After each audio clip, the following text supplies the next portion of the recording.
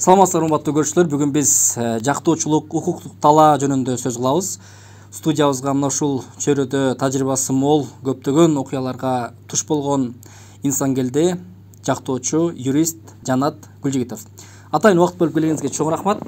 Алгач сизди тааныгандар бар, тааныбагандар бар. Өзүңүз тууралуу бир кенен айтып берсеңиз. Саламатсызбы? Чакырганыңыздарга рахмат. Менин атым Жанат Гүлжигитов. Мен жактоочу болом. Юридикалык компания биринчи кеңешчи деген мүдүрү болом. Өзүм негизи Таластан болом, бирок Бишкек шаарында туулуп өскөм.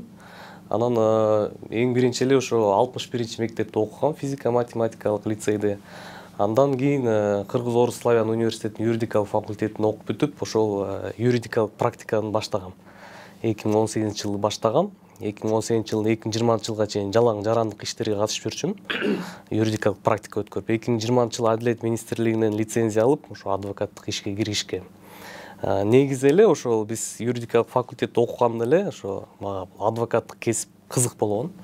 Биз ошо 2-3 курста эле бизде ошо интернетте сайттар бар эле.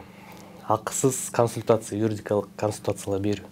Ошол жака элдер өздөрүнүн суроолорун берип, жазып коюшчу. Биз ошо акысыз студентпиз да. Ошолор жооп берип, ар бирөөсүнө катышып, анан ошол жерде бизде университетте юридикалык клиникада бар эле. Ал юридикалык клиникага муктаж болгондор, акчасы жок, кыйналып аткан адамдар ошо юридикалык кеңешке келчү. Биз аларды тейлеп, ошентип юридикалык практикага кызыгып, ошо адвокатура чөйрөсүн тандагам. Сизде эң негизги кандай принциптер менен иш алып барасыз? Кимдердин укугун коргоп бере аласыз, кимдердикин коргойм дегендей маселе бар. Негизи адвокаттар мыйзам боюнча кайрылган кишини баардыгын коргош керек да. Мисалы, келишим түзүп, өздөрү келишип алса, коргош керек. Адвокат мисалы мен бул ишти ала алам же бул ишти албайм деген бул мыйзамга дал келбейт. Адвокаттын өзүнүн этикасы болот да. Мисалы, Советтер Союзунда ошол эле Чикатило деген маньяк болгон, уккансыздар да. Ал кишинин дагы өзүнүн адвокаты болгон, мамлекеттен берилген. То есть ошондой бир жапайчылык кылмыш кылган кишиге дагы адвокат берилет. Адвокат жок, адамды соттой албайт, бир дагы сот. Ошондуктан бул мындай принцип деген деле эмес, бирок өзүмдүн жеке моралдык оюм боюнча мен ошо педофилия боюнча шектелген адамдарды ошолорду жактабайм да. Кайрылгандар көп болгон, бирок мен ошондой иштерге катышкан эмесмин да, катышпагам. Бул эми жеке көз караш боюнча. Эгерде чын эле иш менен материалдар менен таанышканда далилденген болсо, ошо катышкан эмесмин да. Жанат мырза, бул адвокатура негизи өзү абдан кызык чөйрө. Не деген керемет кинолор бар, не деген окуялар бар дүйнөдө, сөздөн сөз бул калп ушундай окуя болгон экен деп эстеп жүргөн. Сизде дагы ошондой сыяктуу окуялардан башыңызда мына кыскараак убакыт болсо дагы бирок көп жумуштарды алып жүрөсүз. Бир аябай сизге эмоционалдык таасир берген кандай окуяны айтып бере аласыз? Окуялар көп, андай окуялар күнүгө эле болот. Негизи адвокаттык практиканы баштаганда ошо биринчи иштер аябай эмоционалдуу болгон да. Анткени башында ишке кириш баштаганда адамдын тагдыры чечилип, анын үстүнө мисалы акыйкатсыз чечимдер чыкканда ушунчалык мындай эмоционалдуу ичиң менен күйүп, кыйналып ыйлаган күнөргө чейин болгон да башында. Эми убакыты менен уже мындай стабилдүүлүк болуп баштайт психология, адвокат психологиясы. Бирок мисалы менде эң бир жүрөккө тийген иш болгон. Мисалы Сокулук районунда аял менен күйөөсү экөө ошо жашайт да, 50 жаштагы эле кишилер. Анан кийин ошол алысыраак бир кошунасы бар экен. Ал деле аял киши бир 30-35-терде ажырашкан, бир баласы бар. Бирок ошо ичимдикке жакын киши экен да, ал өзү. Ичип жүрүп ошентип, анан алыс кошуна болуп катташып калышат да. Анан кийин ошо бир күнү үйүнө чакырып, тиги аял менен күйөөсү үйүнө чакырып, арак алып берейин деп, башын жазып берейин деген мааниде чакырса керек да. Чакырып отурушуп, арак ичишип, анан кийин ошо менин кардарым айтышы боюнча ошо пластикалык бөтөлкө менен мындай ошо диний маселе болуп кетиптир да, өздөрүнчө чыр чатак чыгып, анан пластикалык бөтөлкө менен башка чабыптыр. Жай эле чапса керек да. Пластикалык бөтөлкө билесиздер да. Мисалы, катуу чапсаң деле эч кандай залакат келтирбейт.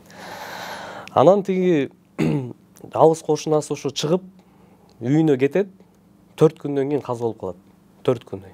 4 күндүн ичинде жумушуна барып келет, баягы магазинге барат, өзүнүн жумуштарын бүтүрүп жүрө берет да. Бирок 4 күндөн кийин каза болуп калат. Анан милиция кызматкерлери эмне кылат? Ишти жабыш керек, ишти ачыш керек да, көрсөтүш керек ким күнөөлүү. Анан ошо 4 күн мурун отурган жанагы 2 күйөөсү менен аялын барып туруп экөөнү алып барып милиция кызматкерлери сени өлтүрдүң деп аялын коркутуп, каалагандай баягы көрсөтмөлөрүн жаздырып алып, сен мойнуңа ал, болбосо күйөөңдү камайбыз деп, ошентип 10 жылга эркинен ажыратып кетти да. Соттордо биз айттык, күнөөсү жок десек, ал айтып атат, мында силер тергөөдө кызмат көрсөтмө бергенсиңер, күнөөңөрдү мойнуңа алгансыңар, болду күнөөлүүсүңөр деп. Бизде ошондой жаман практика бар да. Тергөөдө мисалы тергөөчүлөр Сиз сактап калбадым деп өкүнүп атасыз. Жок, сактап калбадым деген эмес. Бул жерде мындай акыйкатсыздык болуп атат да. Бул эми мисалы өзүңүз элестетсеңиз, мисалы бөтөлкө менен, пластикалык бөтөлкө менен башка чапкан адам 4 күндөн каза болуп атат, аны болсо оор заракат келтирип, сенин айыңан каза болду деп туруп соттоп атат. Мындай өтө кызык маселе да. 4 күн жүрөт кадимкидей эле. Үйүнө барып келет, жумушуна чейин барып келет.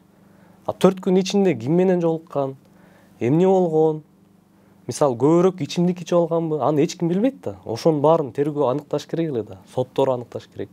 Жок, мындай көрсөтмөңдү бергенсиң, болду күнөөлүүсүң деп 10 жыл азыр деле камакта отурат. Өтө оор кылмышка шектүү менен иштешип көрдүңүз беле? Ооба. Ар дайым иштейбиз андайлар. Мисалы бир окуя, кайсы окуяны айтып бересиз? Аябай оор кылмыштар менен, мисалы адам өлтүрүү боюнча шектелгендер менен иштешкенбиз. Терроризм боюнча, алдамчылык, көп эпизоддор болгондо ошолор боюнча иштешип эле жүрөбүз. Ал мисалы айтып атпаймынбы сизге, биз ошо адвокаттарды көбүн мисалы кээде жаман көрүшөт да. Сен эмнеге мындай жаман адамды коргоп атасың, сен баягы өзүңүн моралдык эмең жокпу депчи. Бирок бул биздин жумуш да. Адвокат эмнеге керек? Ал ошо сени коргош үчүн. Ал анын өзүн коргобойт да, анын укугун коргойт да. Ага мисалы айып коюлуп атат мисалы. Ошо айып канчалык туура келет, канчалык мыйзамдуу, канчалык негиздүү, ошонун баардыгын биз ошо Кардар экөөбүз, айыпталуучу же жабырлануучу ким болбосун, кайсы тарап болбосун, ошол менен чогуу ошону изилдеп, сотто далилдеп, ошо чындыкты айтыш үчүн керек да.